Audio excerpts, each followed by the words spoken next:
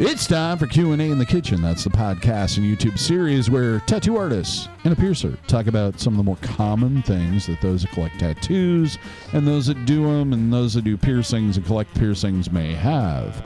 Brought to you in part by Skin Kitchen Tattoo and the Axiom Body Piercing Studio.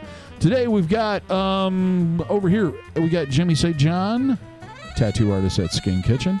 We have Willow the dog, who's filling in for Brent Starr, who's not feeling well today. Yeah. And then Jack Lowe from Skin Kitchen Tattoo, also a tattoo artist and owner of that establishment. And I'm DaVo. I do body piercing, and I own and operate the Axiom Body Piercing Studio. What we're talking about today is a viewer comment suggested. This came from Ellie Pascoe, and they wrote, I would like to know what excites a tattoo artist. That could be taken one way or another. Yeah, that's a touchy one. Why do you express your art on skin? I assume she's meaning artistically. What excites us? Like, what do we really get excited about artistically? And why? And of all the mediums to choose on the planet, you chose a two-parter. Yeah. Cool. Well, for the first one, what gets me excited is typically the client and how I get along with the client as far as collaboration, because that's what it is. You're coming together to collaborate with an artist, and I collaborate with someone who wants to buy some art and come together and make the best representation of that collaboration. Right. So it really heavily depends, because my art depends completely on collaboration, what that collaborator's like. So I'll give you a chance in a second here. Yeah, got lots to say about nothing. So anyway, but there's beyond that, if I have somebody who's just couldn't be better as far as a client or canvas or however you look at yourself, I just like, really subject matter isn't that important to me, because we get asked that quite a bit, like, what do you like to tattoo? And it's kind of like that. And really, I guess if I just had to pick kind of a generic kind of a genre of stuff, I like black and gray, more, I don't want to say macabre, because not gross, but more textury, darker, flowy, jagged, used, worn in, rustic kind of things.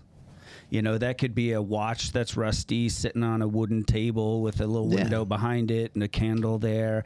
I like making little moods. I like, using textures and stuff, to create neat little scenes and things. So, I mean, if it's really any subject matter, you can kind of mold into that. So, which I get is not a real satisfying answer for the person asking. I know.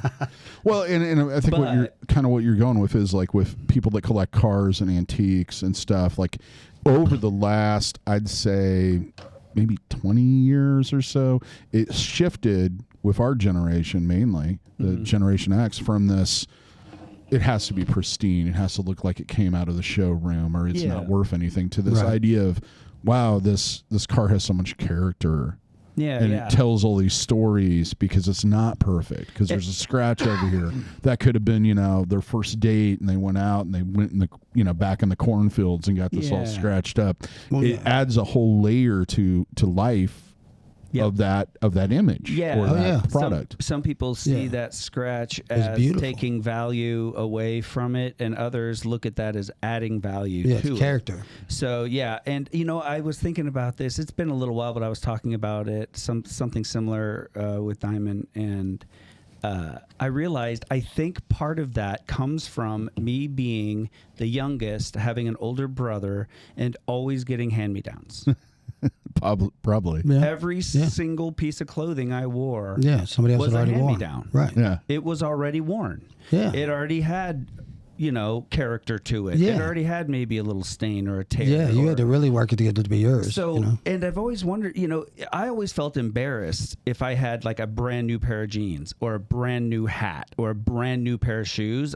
It just seemed too, like, look at me, or it just looked phony. You felt like a poser? Well, all the guy pressure with to the keep new it new looking, skateboard. you know what I mean? Because it was the first new thing you'd kind of had in a long time, so you're like, It I don't want just to it fuck it stood up so out in soon. an it stood out in an uncomfortable way, and I think it kind of that it stems from that to where I'd rather have something that has a story there, has some wear to it. That when you Absolutely. pick it up, it feels warm. Yeah. Than having this soulless kind of dead, just brand new thing. Right. Which jeans are a great example because, if you're like me and you're real old school, you buy them unwashed, shrink to fit. Yep. No pair of jeans I own are torn the same, ripped the same, Yeah. faded the same, look the Fit same. the same.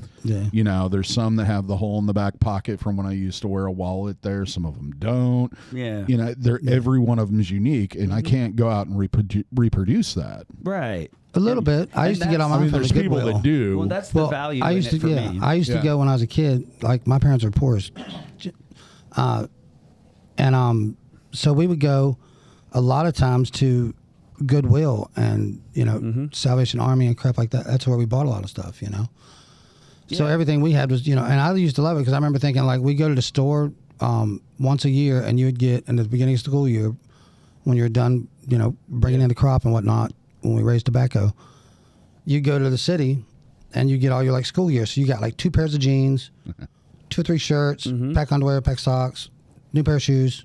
You was ready for the year. Yeah. You weren't going to get another pair of that stuff unless you paid for it yourself. That's the only time. Yeah. Or And you the got a old lame man- Christmas present or birthday present. Right. That's my family. Right. But like the old man was like, I'm paying for the jeans. You're getting like Wranglers or plain pockets. Like I want Levi's. Well, then you pay for them. And we started. So that's how we made our money. He would give us some of his acres, and we'd have to raise it, and whatever came in, you got the money after you paid him back for all the stuff that he put into it. Yeah, that's cool. It was cool. But so we would go, and that's what I would do. I wouldn't.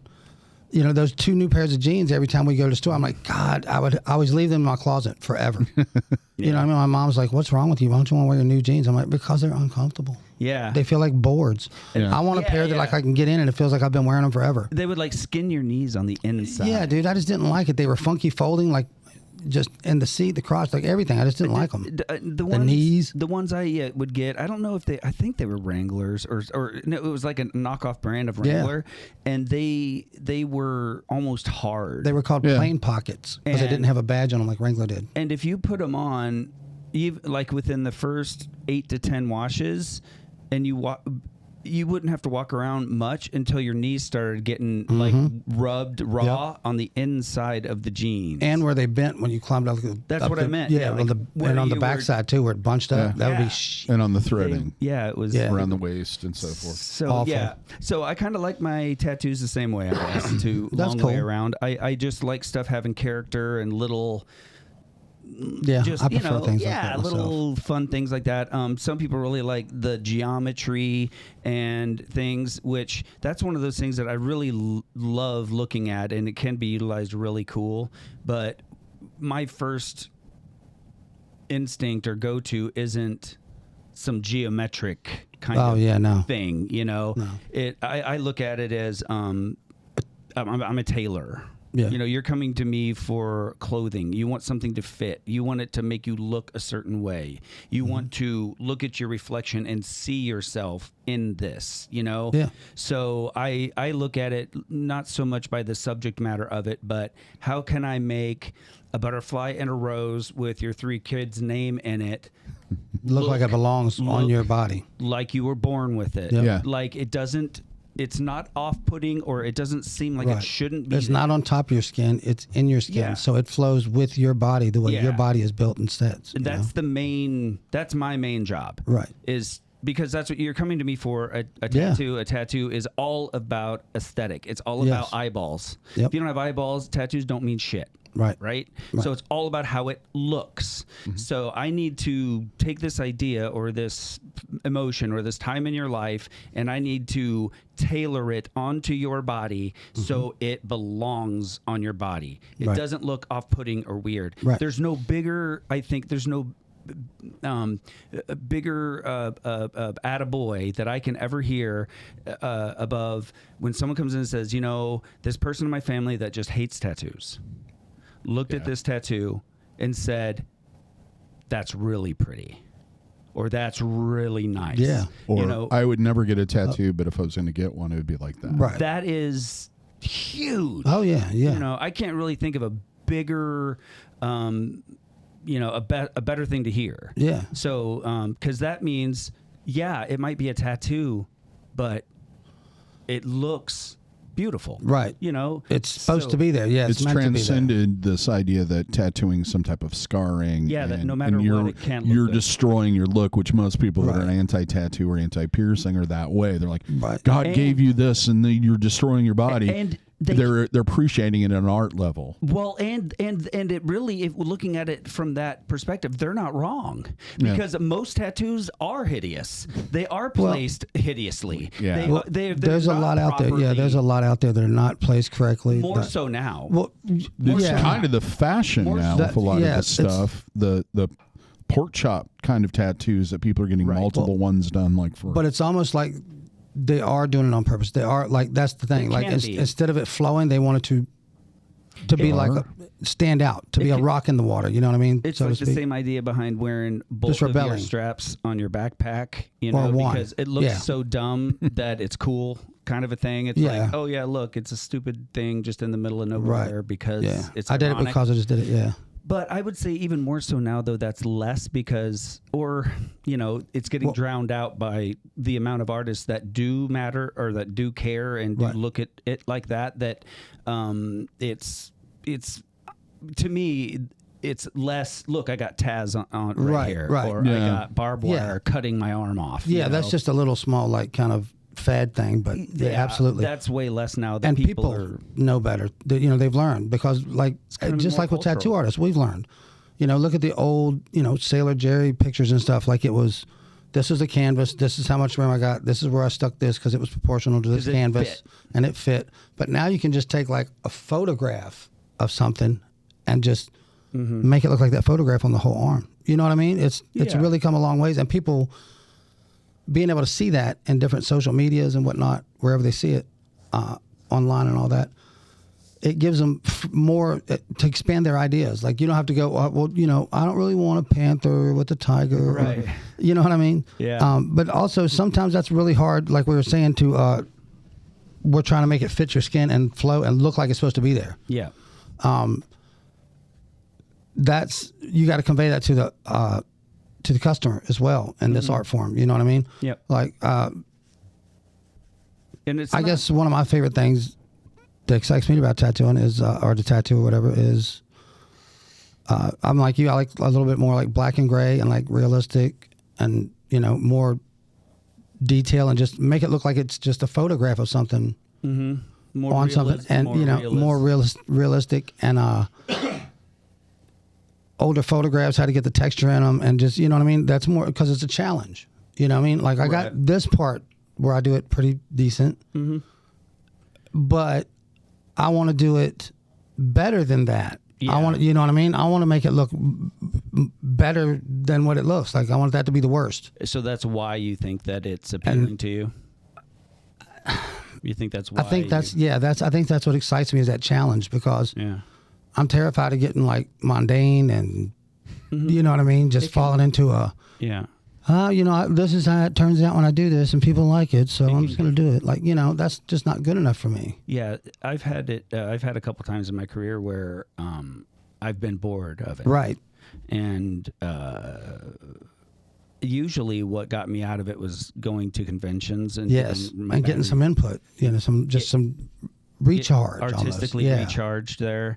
But what why that is because you because it's shoved in your face all these incredible things that all these incredible artists are doing. Right, you're not getting sidetracked by all the other shit. Well, and it shows you how much more you could be doing. Yeah. It kind of reminds you that, hey, because you're satisfied, right, doesn't mean you're done. Hey, or, that you know, space chick, yeah.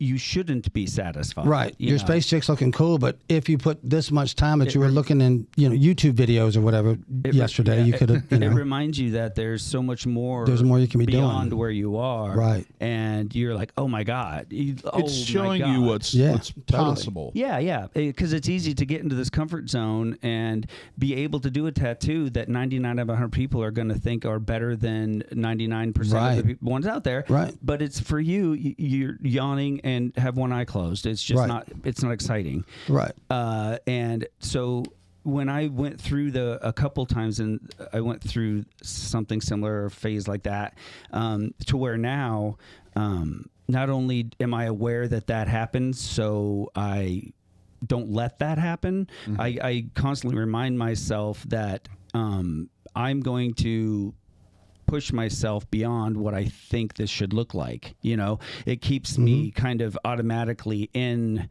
that point where I don't want to be comfortably satified with my work. Exactly. Because I always wanted to be able to improve. Yeah. Always. And that's what keeps it fun. And that all comes down to exposure with other people. Yeah. Exactly. And absolutely. we work in a solitary environment a lot of the times, and it's hard to do that. It's like I was explaining to my new apprentice the other day, I'm like, when we were talking about a particular studio, or I won't go into all the details, but I'm like, she's like, I just don't think the tattoos that come out of that place are good. And I go, well, the reason is because nobody's challenged any of those people. They've been tattooing together, both of them, doing that stuff, and it's good enough, so that's good enough to continue doing that.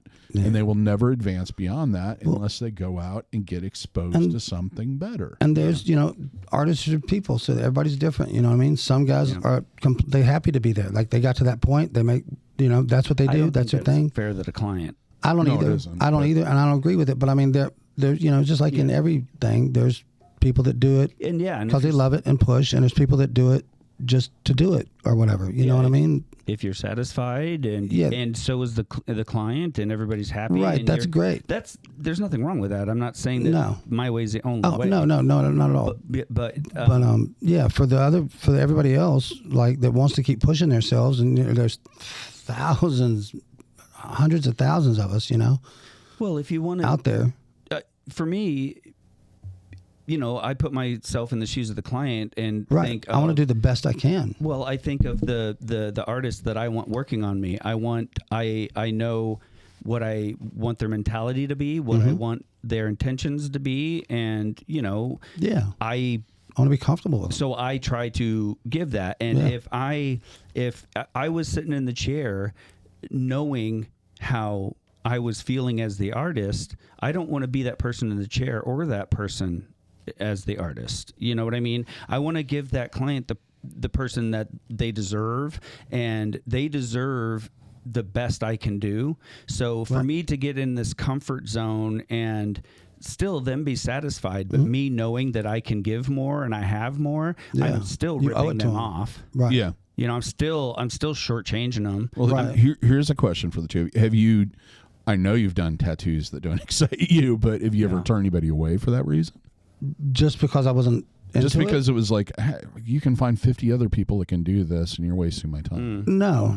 I always take whatever idea they have, and I try to push it to the very best I think it can be, and that they're looking for, and that they're happy with, and and I try to take that goal, and then I try to shoot over that one. Yeah, I bring as it up hard as I because can. I bring it up because a lot of times I hear the reactions and et cetera. It's like, well, that's a lot better than I expected it to be. Yeah. That's a good one. Was just thinking the simple thing, and if he wouldn't have said that, or she, and even when Jess has made suggestions, or I have, it's like if they wouldn't have said something about that, I would have never thought about that. Yeah. Right. And this would not be the tattoo that it is. Right. And that's part of the job. Of it. Yeah. That's because a lot of it. It's easy to be an artist, and someone brings you a picture, whatever it is, and go, okay, where do you want it? Okay, about how big are you thinking? Okay, and trace it off and put it on. Mm-hmm. And the client's going to go, yeah, that's pretty much what I expected, and that's, yeah cool.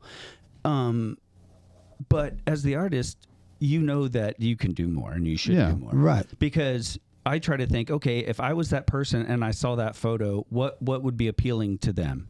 What would be appealing to me in that photo? Oh, I see the way it's laying on the arm. Yeah, I could see how that'd be kind of cool. It comes just past the elbow, so I can tell they want something a little peaky, but not all crazy. They want floral. They probably want black and gray and relatively fine line. You know, I become them and look at these photos, and if I was a person who maybe in this instance isn't really heavily tattooed, I can tell by the type of photos and what they're showing me kind of where they're going. So if from my 30 plus years in the business, knowing that that's what they're going for, if I have some ideas that can build on that idea and make it way cooler, but I don't because, I know what you want and I can knock that out. Well, no, just a couple questions here and there, kind of like you can find the rest of the information out and do exactly what you're saying, create what they're looking for. Then I'm ripping them off. Yeah, if you don't. Then if I don't go, hey, it would really be, this,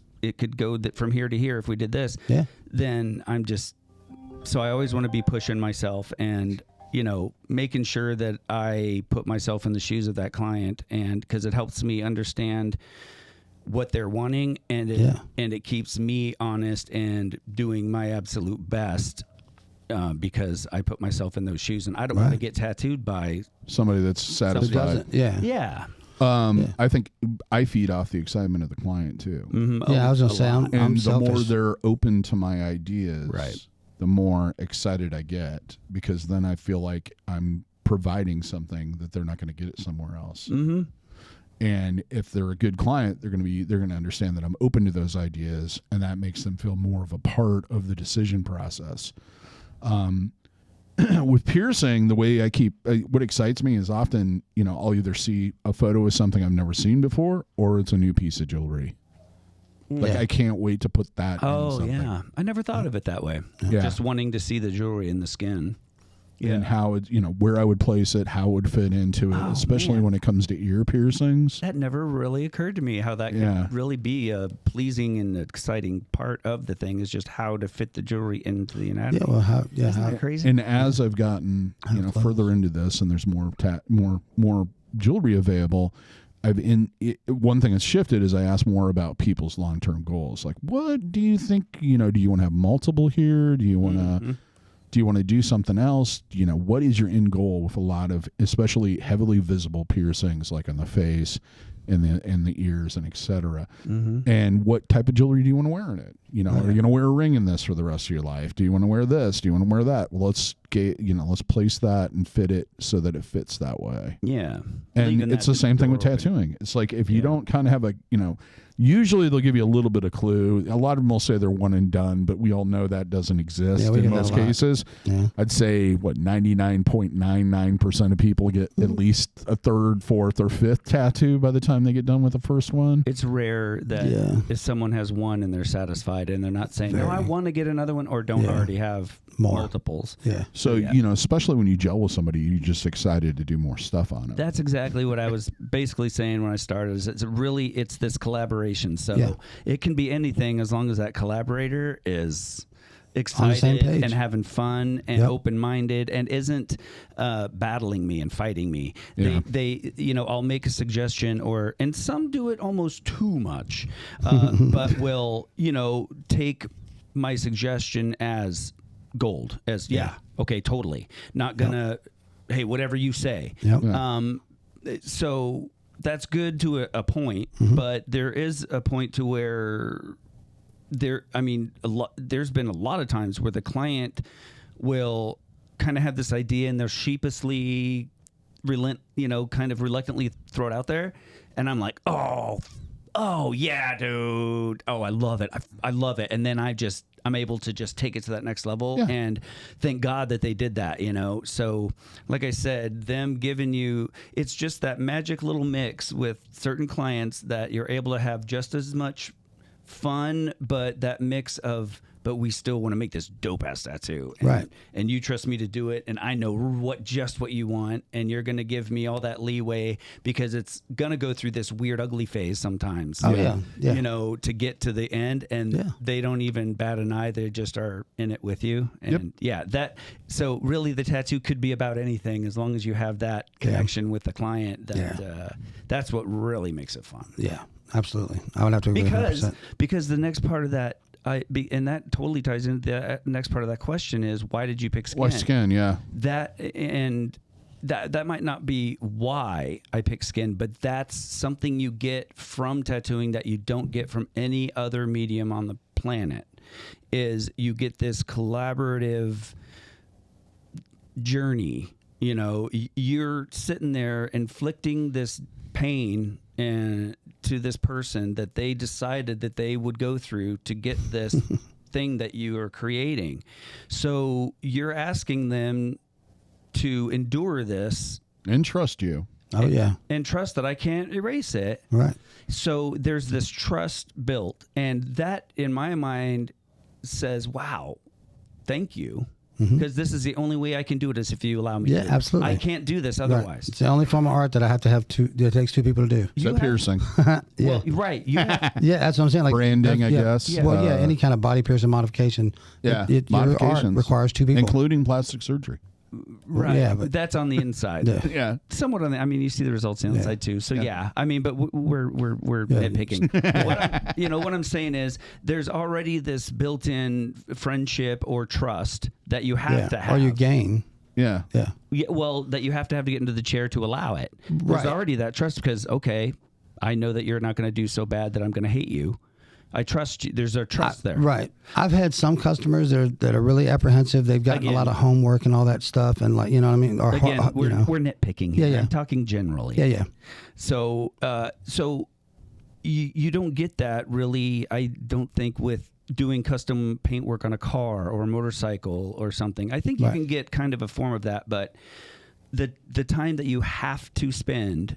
And you have to participate in this because you have to sit still. You have to be in the right attitude. Yeah. You have to be able to sit in the right way. You gotta be a good canvas. You're a participant in this, and you're allowing me to inflict this pain on you. Yeah, you're willing to sit. So that really sets tattooing apart from most every other art that, especially from my perspective, because I'm right in that. So there may be that in woodworking, but I can't see how. You can do woodworking by yourself. Yeah. You could be creating. You're not gonna, you can make it. like you brought up, like pin or car paint or pinstriping. Yeah. Most people don't sit there and watch the guy do it for 10 hours. And this isn't going to be with them on their deathbed. Right. No. This isn't going to be a part of them every single day of their life.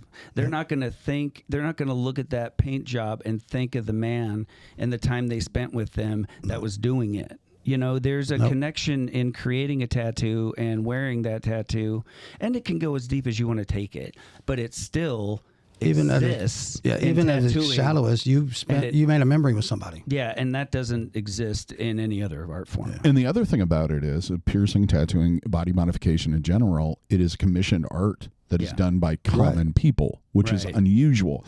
I'm not very common, but think about it. Think about how many people out that are listening to this right now have either been pierced or tattooed.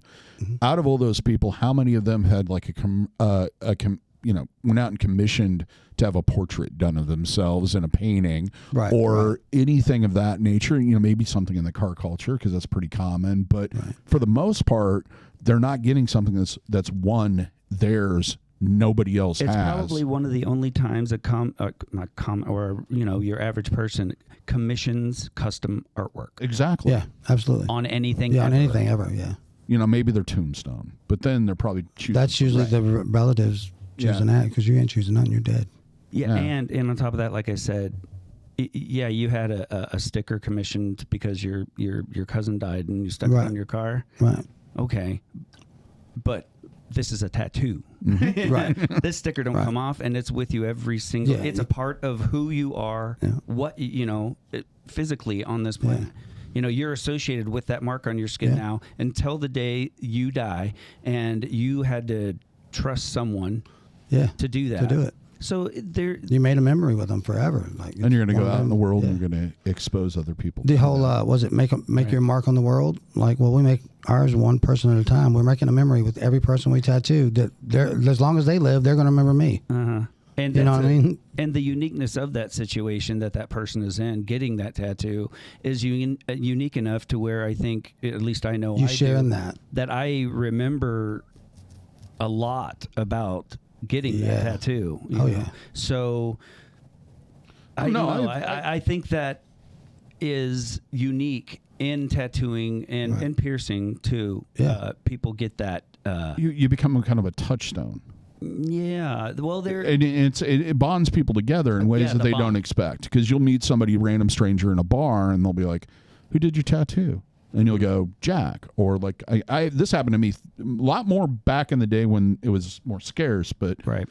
I'd say Sherry, and they go, "Oh, Sherry did this thing on me. Yeah. Oh, I've got a story about her, and how was this?" And you start talking to them, and I've had friends made that way. Yeah. And it's like, and I wouldn't have known that person. We probably would have sat next to each other on a bar stool and never said anything between the two of us other than, "Hey, can you pass me a napkin?" Right. Or hey, Yeah, I mean, it's that bond, that touchstone that people have. Mm-hmm. And even with just, even if you're not tattooed or pierced by the same person, just that general kind of interaction you can have and go, "Hey, I went through that. I know what that's like." You've been pre-verified, at least that far. Yeah, we have exactly. We have that in common. I know you're at least that further away. You're at least that far away from someone I hate. Right. Yeah. Right.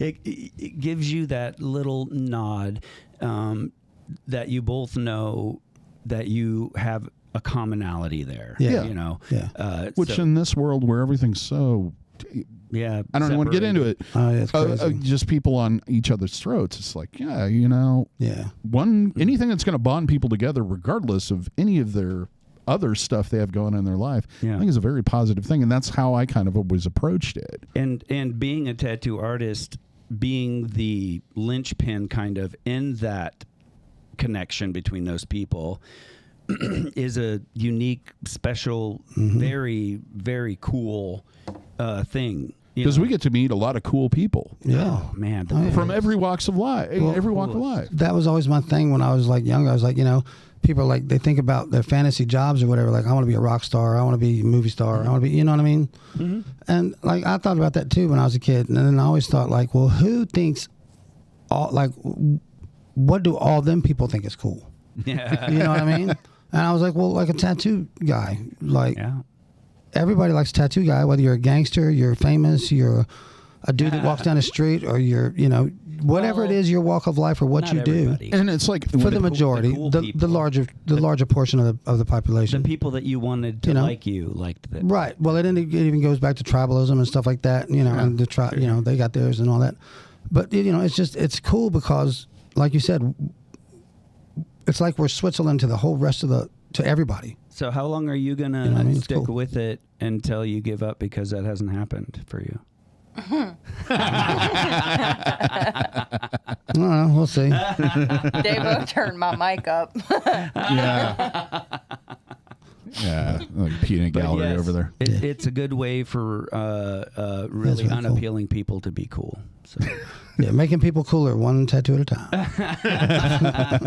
But makes you look better when you're naked too. You know what I mean? It's more to look at because if you go to the gym, cool, great for you. If you don't, there's other options. And I have to say, the popularity of tattoos and piercings and terribly done ones is kind of waning. It's one of those things. More education about it. People are getting more educated to it. But like that was that's the main distraction whenever I see anything that's supposed to be like exotic dancers, that type of stuff. It's like the first thing my eye goes to is, what the hell happened with that navel? Oh, it's just there's that element to it. Well, when the piercer got started and was doing his first piercings, he went to the titty bar and he talked her into sleeping with her and trading off for a piercing that he did. We'll talk about that in the next that's another episode, but you know what I mean. That's how that happened. Probably. I remember when I was younger. I don't know how many. It's like I don't know how many rock stars have really crappy tattoos, and they were all free. Right. Yeah. That's why. Yep. But Yeah, I don't know where the fuck you guys are going. Never mind. That's what I was just following. I don't know. I had thoughts flash into my head sometimes. I'm not quite sure where Bing, they come bong, from. bing. But that is why I don't know what it. I mean, anybody who's got a tattoo probably. I don't know why tattoos grabbed me like they did, because they grabbed me very late in life. I'd never thought about them. I wasn't around them, and then when I was exposed to them, they have completely taken, obviously, completely taken over my life. So I don't know why, really. And so with me, it was this fascination with, I can change my body. Yeah. And I can alter other people's bodies, and I can change how they look and how they appear. That was the big appeal to me. Yeah, I think it's something customizing that and no one else has any control over it. Yeah. It is mine. It is me.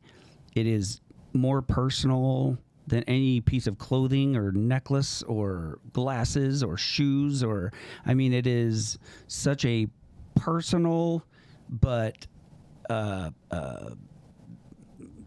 in your face change or decision.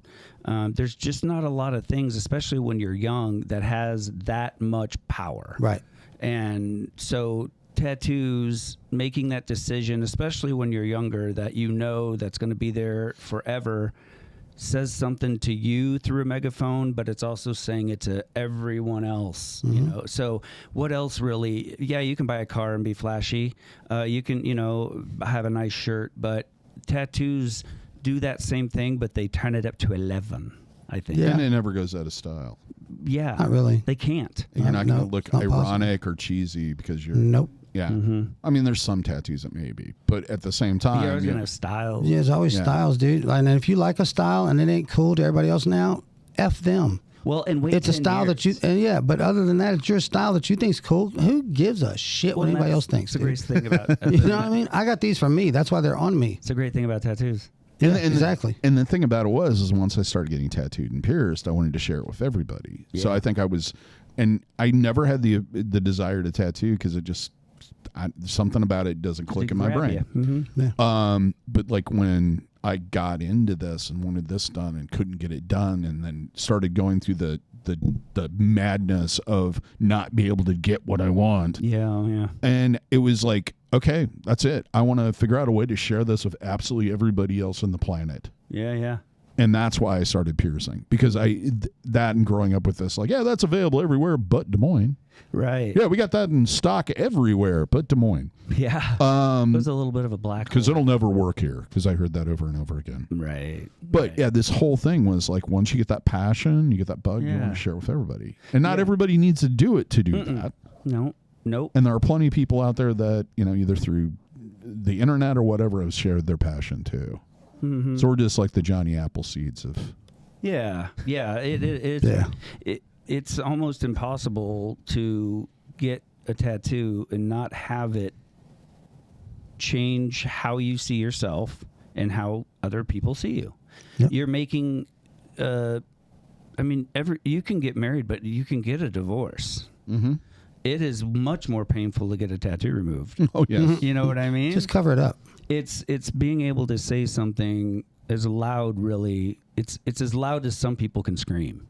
There's some people with enough money to be able to scream a little louder in a different way. Yeah. But really, getting tattooed or getting that piercing is a way of just putting an extra battery in that megaphone, I think. Yep. And it's going to fall apart when you fall apart. Yeah. And unless you get... It's going to be there while you are. Unless you do like the company that does they skin you when you're dead. There's a kit they send to your morgue and all that stuff. Yep. And they'll take you and put you under glass. It's like UV protected and all that. Yep.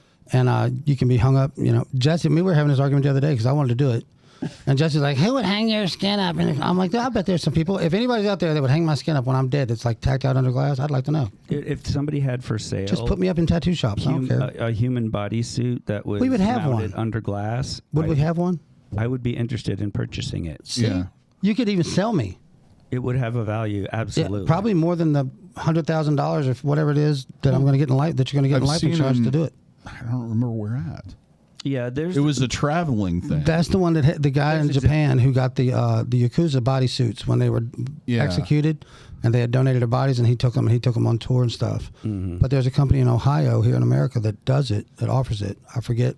You have to look it up online. I can't remember. And as a side note that goes along with that, the style that the Japanese Yakuza and the Japanese style stems from, you'll see that a lot of times they will use their stories and stuff. They will use like a border that comes down, and they will leave the center of their chest and their abdomen untattooed. They'll leave a small channel, and that is because after they die, they'll cut. No, that's where they will cut that skin, and they'll remove that tattoo and preserve it, and that they won't be destroying any of the tattoos. Right. And that's why you'll see that they will dovetail up into the arms like this. Yeah. It's for removal, and when they lay out the arm flat, it's appealing. They are tattooed to be preserved beyond their life. Exactly. So but that bond that you have with the person who put it there throughout your life is a very cool part of it. In Japan, you're considered like if you had like a family doctor, or you had a surgeon all the time that you used, and it was a family surgeon or whatever. That's how they revere tattoo artists in Japan. Like if you tattoo Robbie, and after you've tattooed Robbie the first time, Robbie only gets tattooed by you for the rest of his life, and everybody in his family he brings to you, and like you're a boy. That's how they security.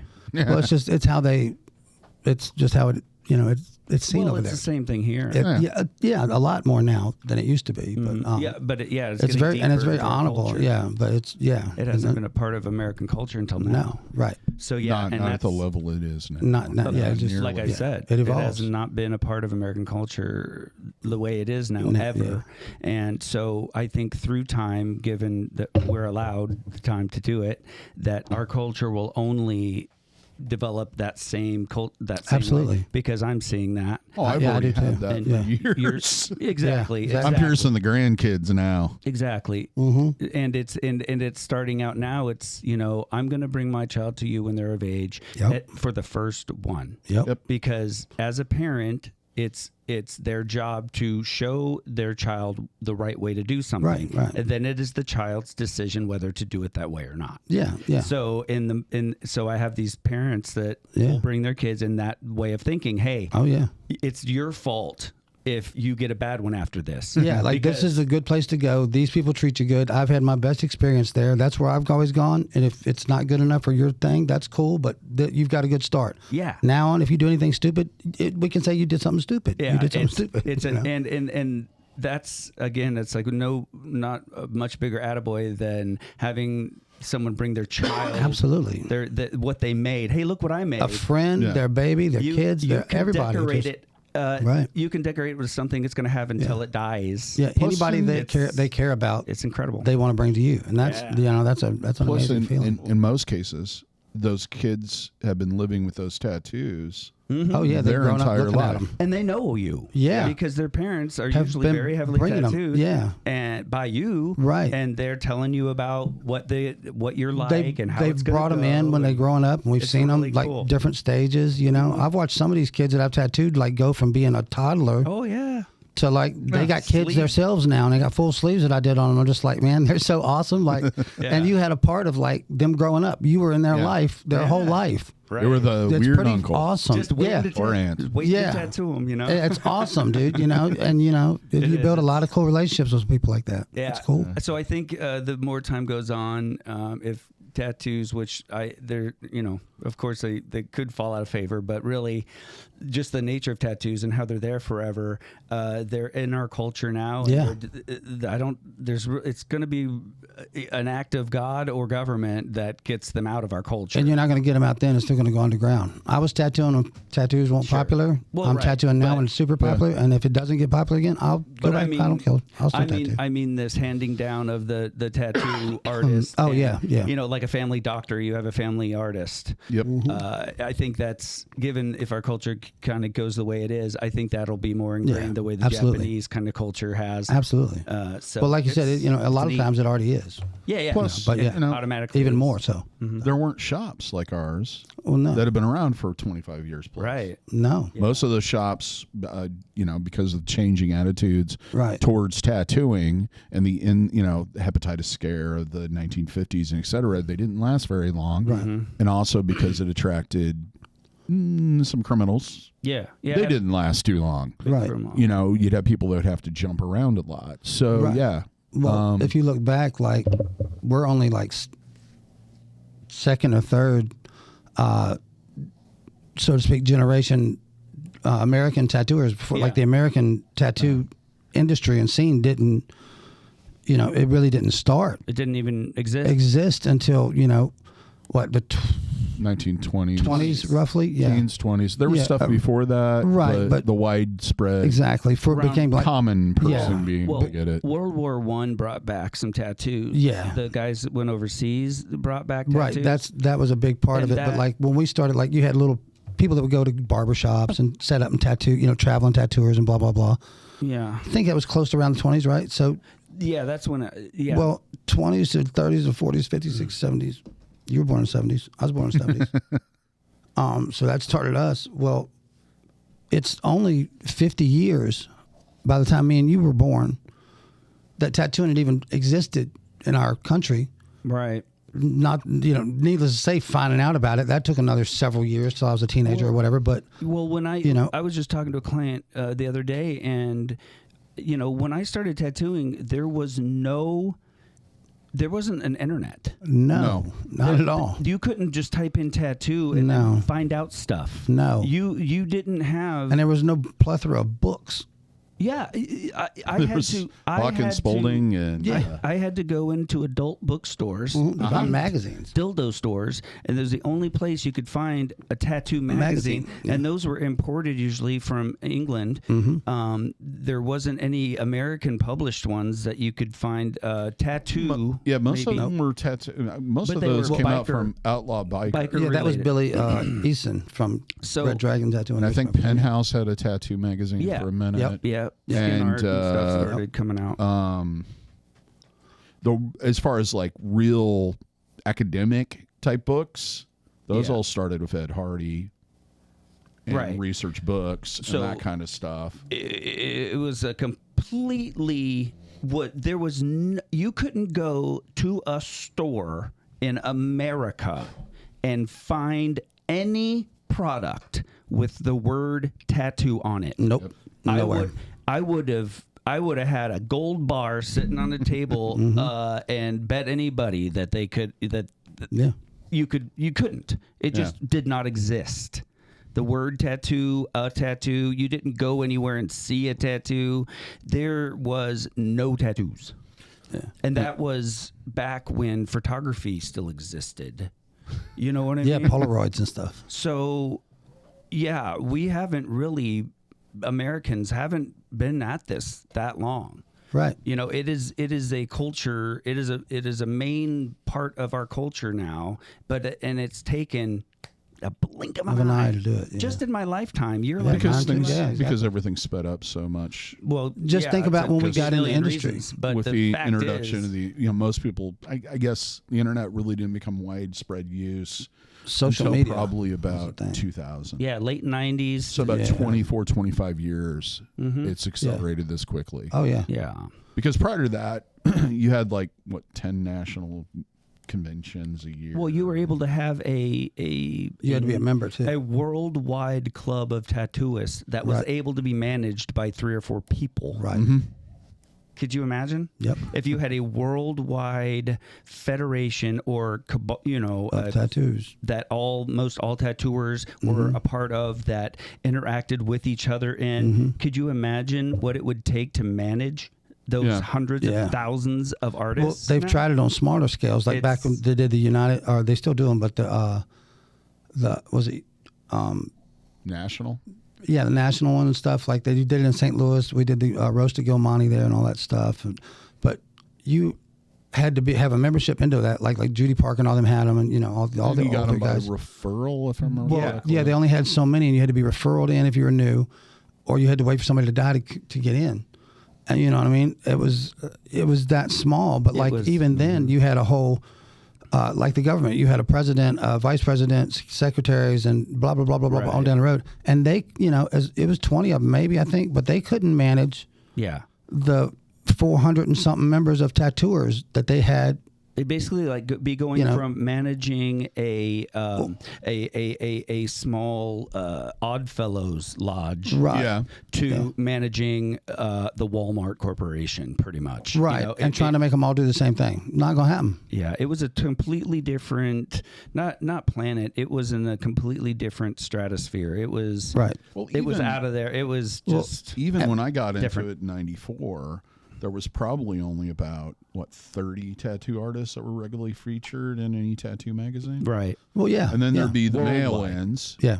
Which you'd see a few tattoos there here and there, but for and when you went to conventions, you could guarantee out of those 30 people, at least 15 of them would be there. Probably. Yeah, more than likely. Yeah. Because there just wasn't, some of the old small conventions were awesome. Not like it is now. No, where it's you've been on TV? Okay. Right. But like the people back when we would go, and it was like just, you'd have them top people like Philip Lowe was still at the conventions, and Bob Terrell still does did a lot of, all that stuff, and they were coming out and being the big Gil thing. and Judy. Gil and Judy, all of them. Well, it's like I went to, Tony Levis, all of them were just you go to the little covers of Kansas City magazines one, and whatnot. and you'd meet like Paul Booth, Brian Everett, the guys from Route 66, Right. Jack Rudy. But they'd all just be hanging out, and just be like, "Hey, you want to go get a beer?" Right. But in our industry, it was still like they're the rock stars. You know what I mean? And they still are. But now they're like mega rock stars. Yeah, and that was inside of this micro community. Right. Now they're worldwide. They were the Rockstars micro community. But now, you have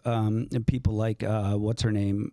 She blew up because of the TV show. Oh, Kat. She doesn't. Yeah, she's religious. Don't have tattoos. No, whatever. Right. But you have, I guess.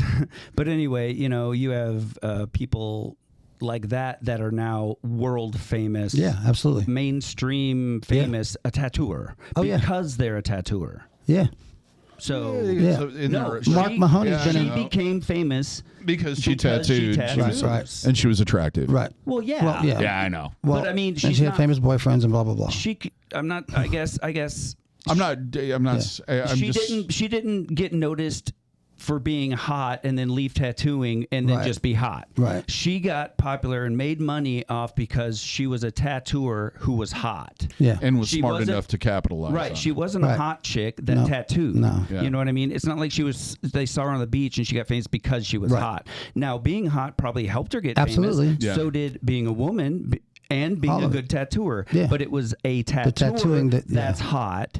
That's that was the main. Yeah, it was the main thing. And that's, like we said, 50 years. Right. So she's like the Elvis of tattooing. No, not even close. You know what I'm saying is she's the one that kind of introduced it into the mainstream. No, it was already introduced in the mainstream before that. You had Miami Ink and all that dumb stuff, and all kinds of stuff. Well, all I'm saying is 50 years ago, if you were the best tattooer in the world, who fucking cares? You were lucky if you got on the local news when you're at a convention. You're still a tattooer. Yeah, you didn't even do that, but like you're still a tattooer, and like you're only a king among other tattooers. So which is this? You're the best. Yeah, you're the best dirtbag of the dirtbags. You know what I mean? But now, because tattooing is a part of our culture. Yeah.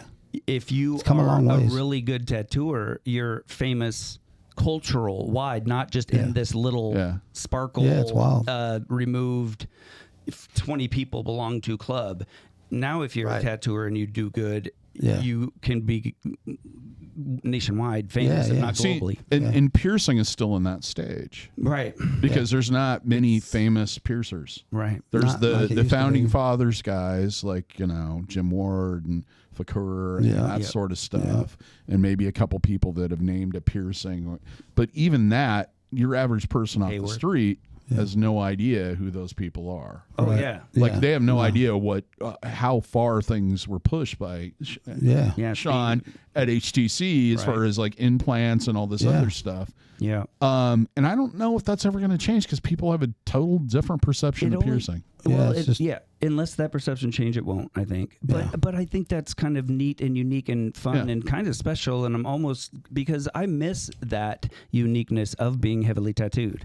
I miss that very special niche club that had a lot of tattoos. Yeah. Because they didn't exist 25 years ago. Oh, I know. No. I know. Right? Yeah, So- that's how we met, I think. But- Probably the first time is I had a tattoo. Right. So And you saw me walking through the mall. So yeah, I miss that part of the tattoo world and community. Yeah.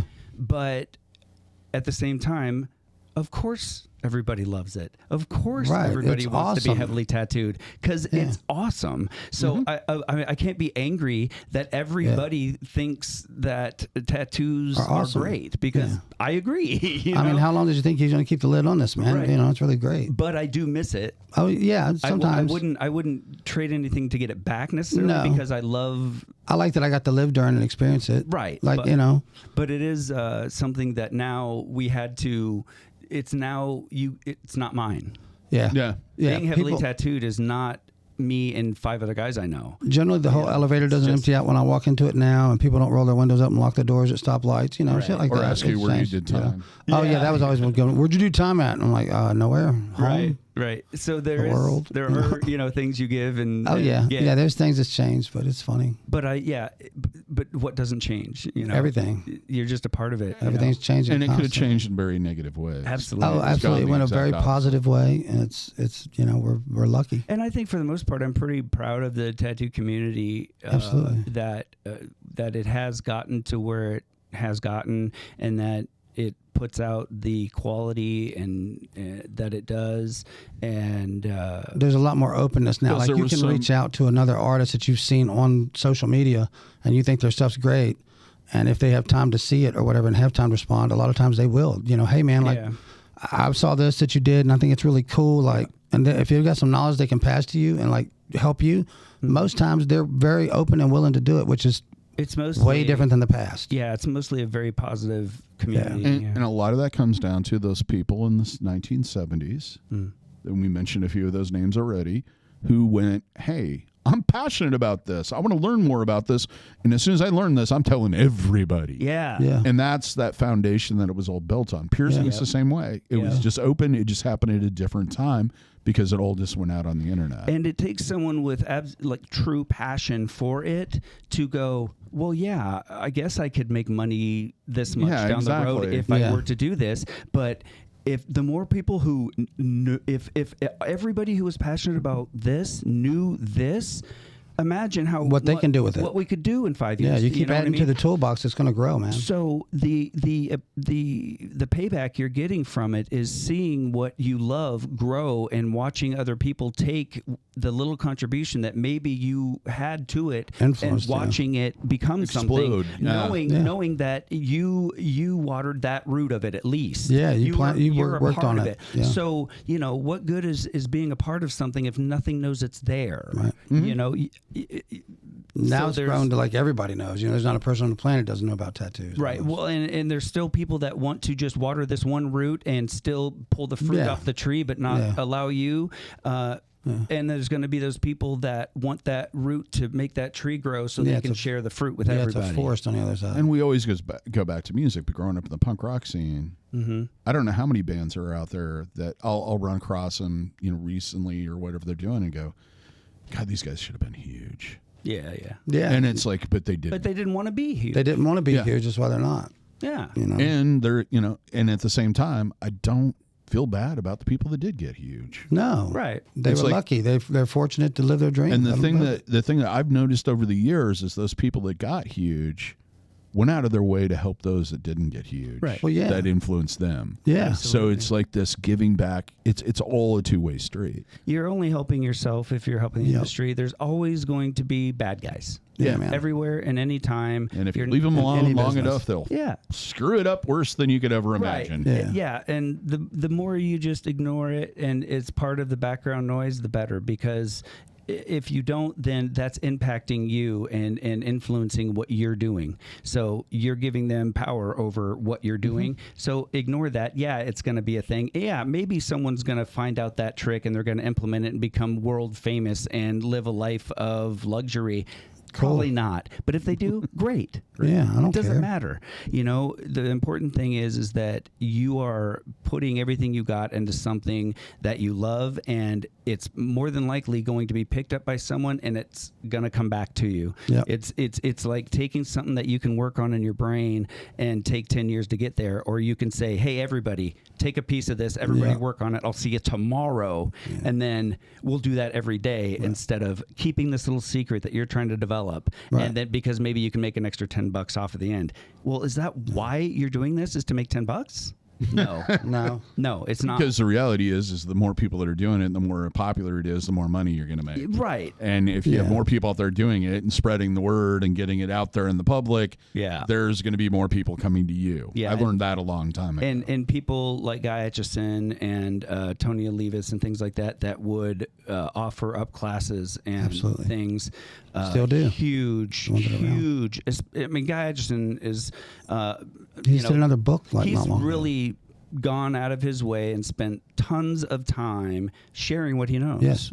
And he knows he doesn't know shit. He knows that what he knows is just what he knows. He knows that he didn't get his knowledge from a university. Right. He didn't get it from Gosh, is he brilliant about them weighty tattoos, man. Art master. Yeah. He looks at you in the eye and says, look, I'm nobody and I'm nothing. This is what I do. And if you want to know how I do it, watch. Here it is. Yeah. Here's the basic tool set. Right. He's an Go out there and amazing do something artist. amazing with it. Yeah, he's very straight up. He doesn't come at you like a magician. Right. Still wants to keep that mystery, but still make a buck. Yep. It's not that at all. He's like, no, this is exactly what my thinking is. That might be wrong, but this is why I do it. That's why I do it. You know, and thank God for people like him. And there's just hundreds, thankfully. We wouldn't be here. That share that stuff because those people They put rungs on the ladder, man. Yeah. You know what I mean? Well, and they've changed my career. They've changed my art. A lot of people. They've changed